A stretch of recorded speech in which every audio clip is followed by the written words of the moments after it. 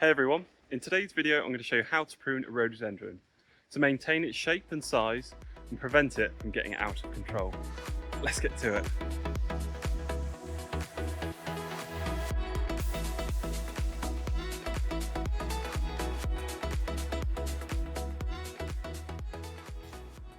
A good time to prune a rhododendron is when it's finished flowering, as if you're going to cut off this year's growth, it's going to have enough time to recover and flower next year.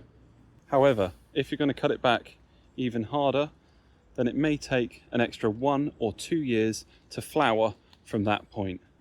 For example, if you wanted to cut off this branch because it's overhanging and just take back 1 year growth off here, it will still flower down here, as this will have enough time to recover. Just from that point, may take 1 or 2 extra years to recover and flower. Rhododendrons flower between the months of May and June, so you're going to be looking at between July and August to prune them. If you are going to take any substantial thick branches off, then I would wait till the winter months to do this, when the plant is more dormant. A rhododendron like this doesn't need a huge amount of pruning. Just coming in here and taking off these tips back into there, just to retain the shape. So you just take your pair of secateurs, come into there,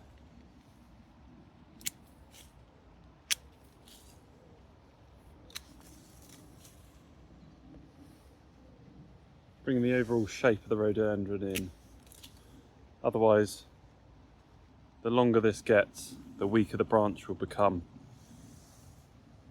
So we want a thick, well-structured branch there. So by taking these off, it will help to create that. Now I'll show you how I would shape this rhododendron, and I'll just take these foxgloves down so you can get a better view.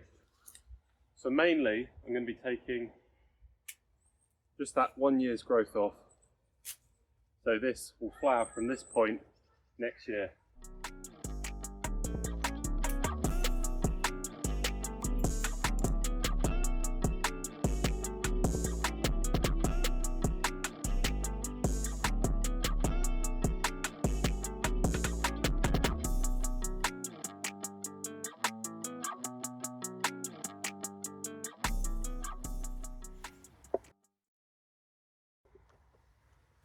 Lastly, I just want to bring you in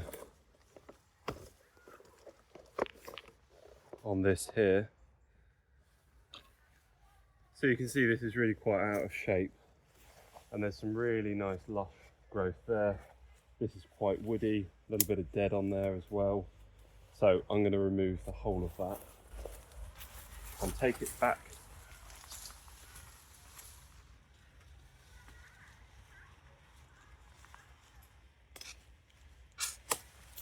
Taking that quite deep in there so it's not visible, and you see this nice new growth that will fill in there. It's a nice compact plant now, and I've cut it back, which is allowing more light into here to encourage this sort of nice growth here to come up through, as we're getting a little bit woody with these sort of bits. So the long-term plan would be to take these sort of bits out and then allow this to become the new shrub, as there's not a huge amount of foliage on these ones, but for now it keeps its shape. Here's a rhododendron in a wooded area that's starting to encroach the pathway. It's the same again. These sort of branches can be cut back into there, or even the whole branch can be taken right back in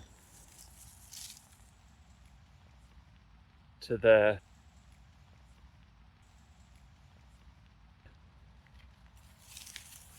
as it will regrow from the bare wood.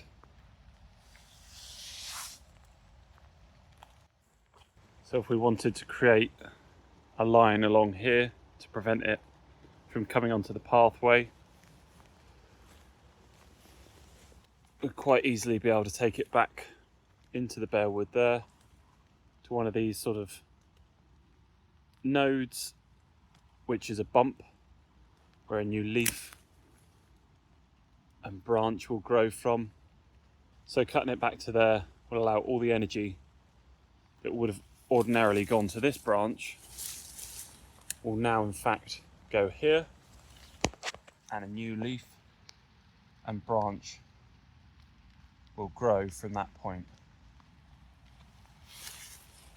And by taking this branch out here, we can do that along the whole line there, which will prevent it from growing onto the pathway, but will still retain the nice green foliage and allow it to reshoot.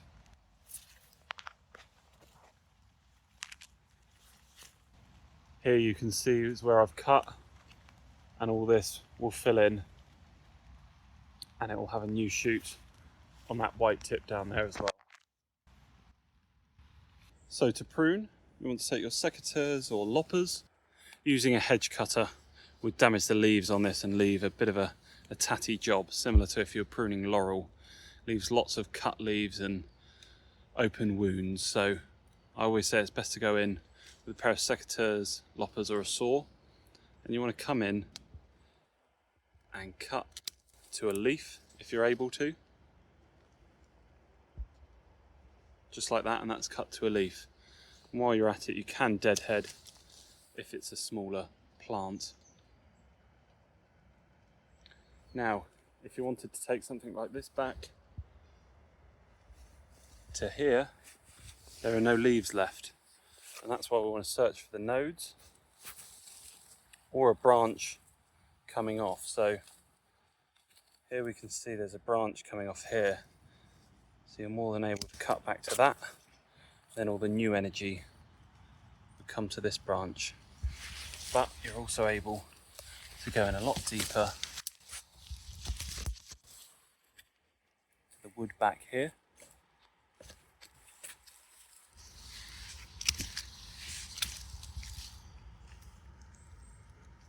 As you can see, little node come out there.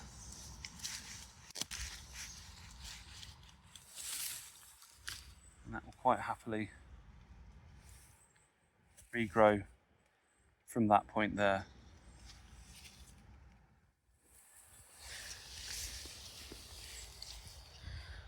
So to summarise, there's 3 points you can cut back to. You can cut back this year's growth, which would be to a leaf. You can cut back last year's growth to a join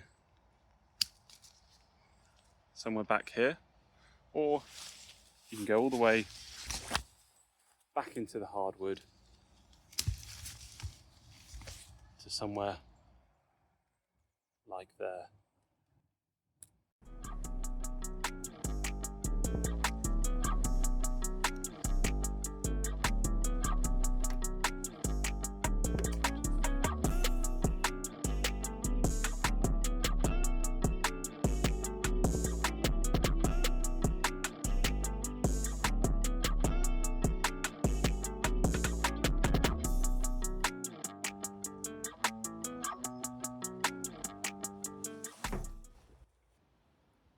This is 2 months on from when I pruned the rhododendron to show you how well it reacts to a hard cutback.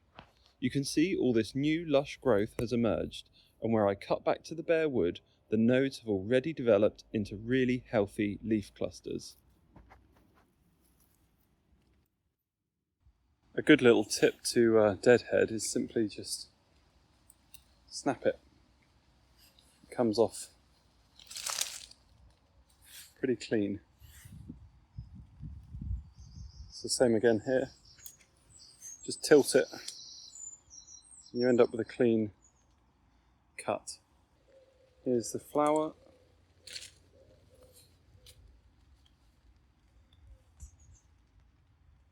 So if you've got both hands in action, you can quite quickly deadhead a rhododendron. Here I want to take this branch back. But you can see it's bowing down and growing to the ground. So instead of cutting it back somewhere like here, because it's touching the ground and in a position I don't really want, let's make it a bit neater and tidier. So I'm going to follow this branch back to see a more appropriate point to cut. I mean, here you can also see that it's almost a right angle there, so let's just get rid of that for a second.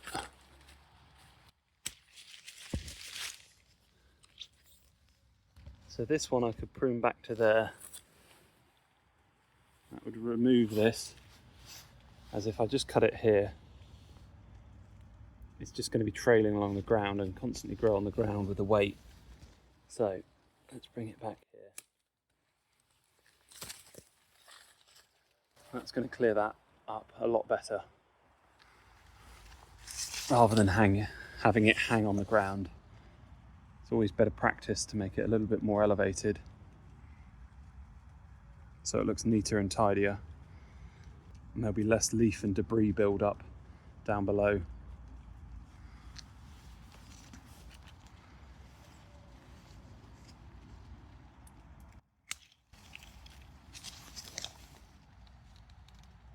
You can see a little node coming out there. Once again, this is all hanging down. Cut that right back. And these sort of downward growth creates irregular branch shapes, which are not great.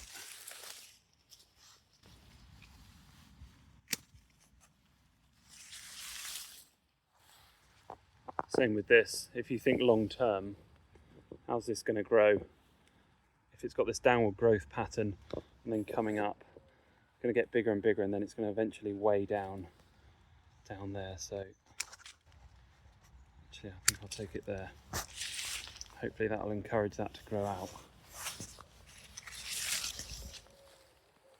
This is the sort of growth that we want. Nice upward growth. That's just 1 year's worth of growth. So that's looking a lot better there. Still think we can take this sort of stuff off.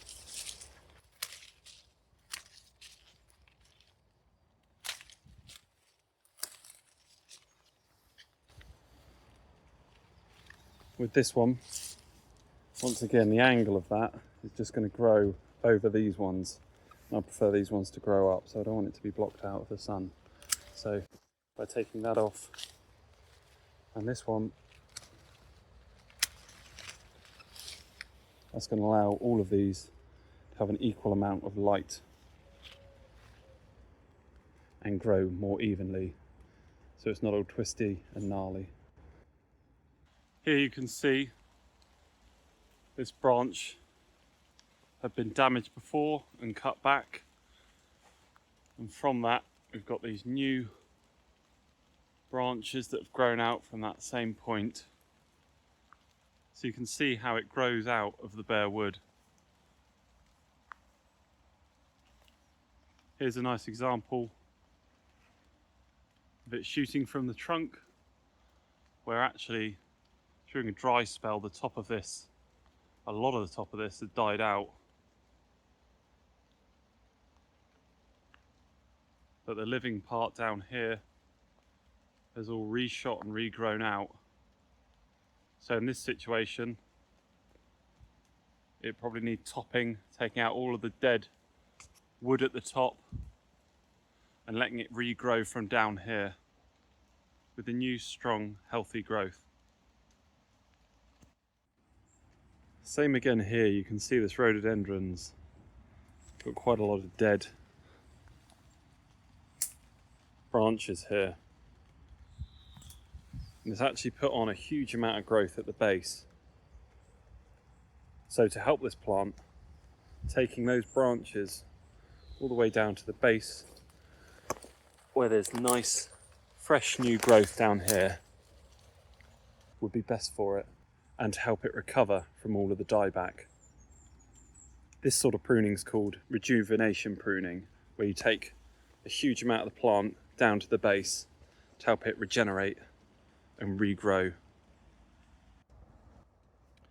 Here there was a large tree growing, which caused the rhododendron to grow this way. Since that's been taken out, you can see all these new shoots coming out where the sunlight can reach here and has encouraged growth. So this is going to help fill in this gap. So when this gets in flower and this is filled up, it'll be one continuous block of colour.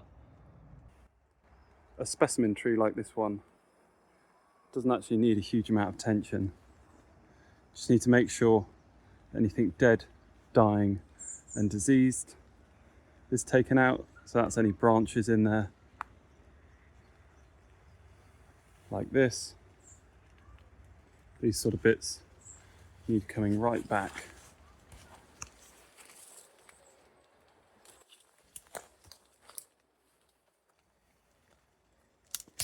Into there.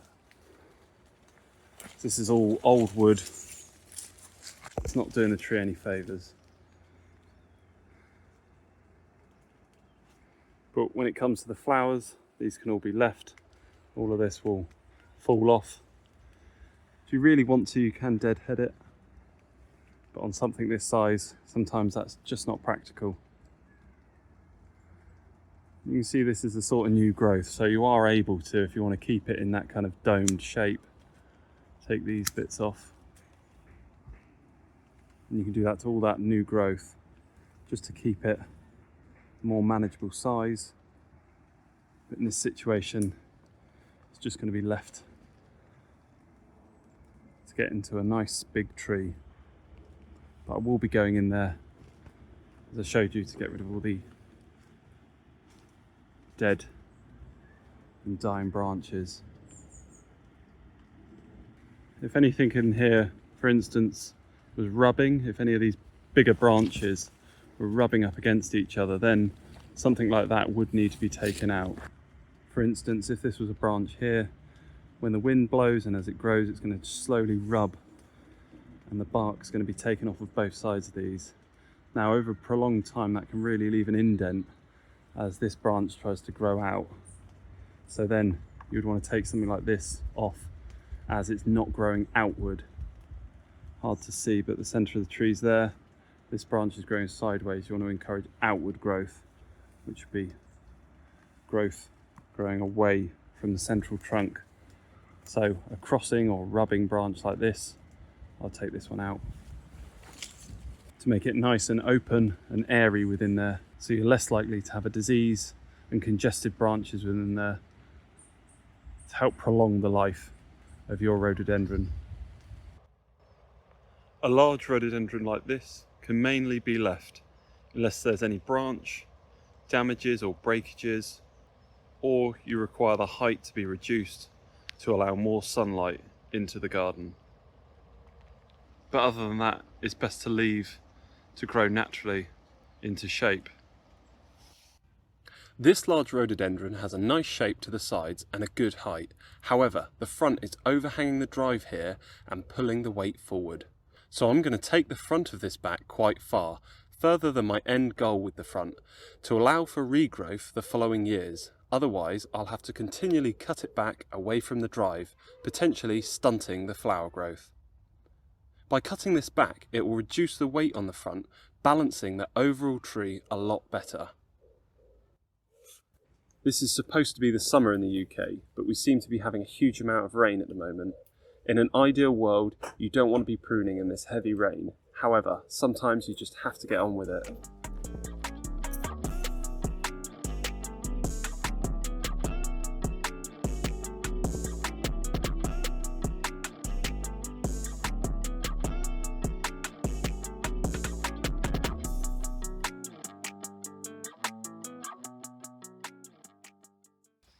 This is a really good example to show you. These are the buds that come out of the nodes there.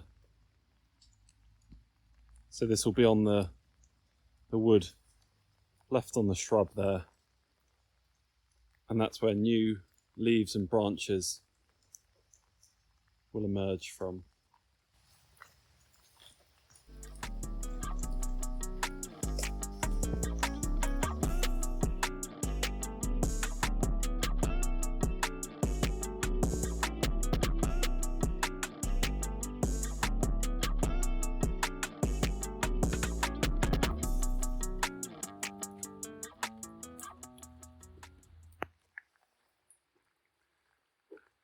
So that's it pruned. You can see how much has come off the face.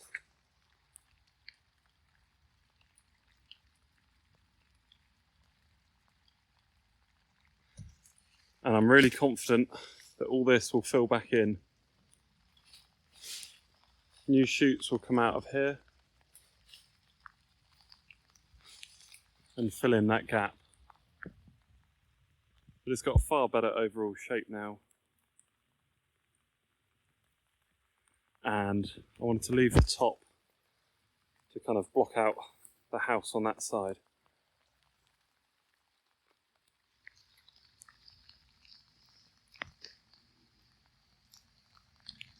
So don't be scared about going into the wood. If you do go into the wood, make sure they're nice clean cuts like this and they are cut back close enough. If you leave them too long, you can get a bit of dieback, which can lead to infections and things. So make sure they're nice close cuts to where you want them. In this situation, that won't die back because I've cut that to a node, which are the little bumps in the wood where new leaves and branches will come from. So here's a node, or here was a node, and the sunlight's ripened this node and it's grown into a small little branch here. So that will only develop and fill in. You can see up here, these are all little nodes on the branches. So now I've cut the front leaves away, they'll be more exposed to the light, so will ripen and grow forward. As I said, the main goal today was to reduce the overhang onto this driveway, and that's certainly been achieved while still retaining a nice shape and leaf coverage so it can recover from that prune. Here's a good example of a branch that I've cut, and here there would have been a flower potentially last year, which then has grown to here, and this is this year's flower. We've got all this new growth up to here, and each one has split into more branches, so you can quite easily see how quickly it can become a large shrub. Here you can see what was a previous node, which is growing into a branch. Here you can see where the previous branch was, and it's been cut back to there before, but I decided to come into here to take that off. Now, just because of the rain, this bark's peeled a little bit, but that's not to worry, that's a nice clean cut, so there's not going to be any infection there. But by taking that off, it's allowed light onto these bits of wood and the branches here. You can already see the node and some nodes growing out that will soon develop and grow into leaves and eventually branches. So although you've got a bit of a bare patch, the energy that was previously going to the branches growing outwards will now be going to the nodes on these branches, as energy from the plants always go to the tips. These will be the new tips. So for that section of the branch, all of the energy was going to this foliage and producing new foliage here. Now it will be directed to these nodes, as these are the tips of the plant. are now exposed to sunlight, which will stimulate their growth. 2 months on, and these branches are full of leaf buds bursting out of the wood. Some have opened to leaf clusters ready to fill in the gap and thicken up the foliage. It just goes to show how a prune like this stimulates and reinvigorates the rhododendron, as it now looks much healthier, with new luscious foliage across the whole plant. That's it for this video. I hope you found it useful and entertaining. If you did, don't forget to like, comment and subscribe. Anyone who does so really does help the channel grow, and it's much appreciated. Catch you on the next one. Cheers.